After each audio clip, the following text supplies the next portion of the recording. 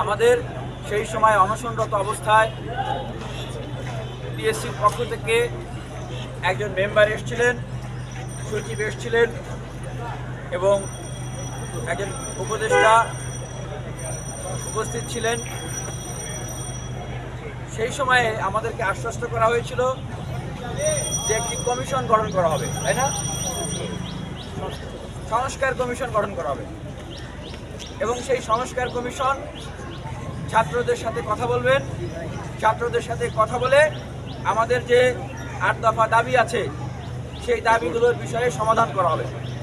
কিন্তু অত্যন্ত দুঃখের বিষয়, আমরা কেবলমাত্র একজনের নাম পেয়েছি, জনাব ফজলুল কবির খান, যিনি বিদ্যুৎ ও জ্বালানি উপদেষ্টা। এর ছাড়া আমরা সেই সংস্কার কমিশনের কোনো ধরনের কোনো অগ্রগতি পাই নাই। পেয়েছি ভাই? পাই নাই। অথচ কথা ছিল, সেদিন তারা কথা দিয়ে গিয়েছিলেন যে প্রিলিমিনারিতে যারা প্রশ্নপত্রের সাথে জড়িত তাদেরকে তারা শাস্তির আওতায় নিয়ে আসবেন। আজকে 7 দিন পার হয়ে গেছে, একজনকেও কি গ্রেপ্তার করা হয়েছে? একজনকেও বহিষ্কার করা হয়েছে? একজনকেও তারা গ্রেপ্তার করেননি, একজনকেও তারা বহিষ্কার করেন নাই। আমরা শিক্ষার্থী বন্ধুদের জায়গা থেকে যে দাবি জানানো হয়েছিল, যারা এই প্রশ্নপত্রের সাথে জড়িত তাদেরকে শাস্তির আওতায় আনতে হবে।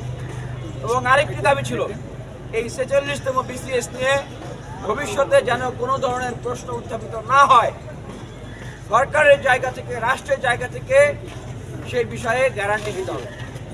আমরা সেই জায়গা থেকে আমরা কতগুলো প্রস্তাবনাও দিয়েছিলাম, কিন্তু পিএসসির জায়গা থেকে সেই অনশনের দিনের পরে আমাদের সাথে আর কোনো আন্তরিক যোগাযোগ রক্ষা করা হয়নি। তারপরেও আমরা দেখেছি যে আমাদের যে গণসংযোগ কর্মসূচি চলেছে 1 সপ্তাহব্যাপী, আমরা ঢাকা বিশ্ববিদ্যালয় বিভিন্ন লাইব্রেরি, হল, ডিপার্টমেন্টে গণসংযোগ করেছি। বিভিন্ন বিশ্ববিদ্যালয়ে শিক্ষার্থীরা এই 8 দফা দাবি বাস্তবায়নে গণসংযোগ করেছে। এর মাঝে আমরা দেখেছি যে পিএসসির জায়গা থেকে 44তম বিসিএসের ভাইবার রিশিডিউল দেওয়া হয়েছে।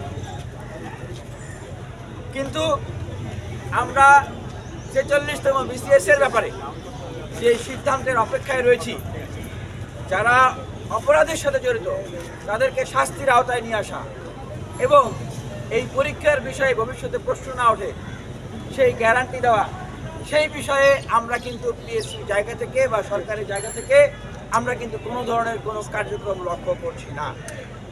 শিক্ষার্থীদের জায়গা থেকে এই উদ্বেগ এবং উৎকণ্ঠা তৈরি হচ্ছে, সেই উদ্বেগ এবং উৎকণ্ঠার জায়গা আমরা আপনাদেরকে জানাচ্ছি। আমরা এছাড়াও আরও যে 8 দফা দাবি রয়েছে তার মাঝে অন্যতম একটি দফা রয়েছে প্রাক ভেরিফিকেশন।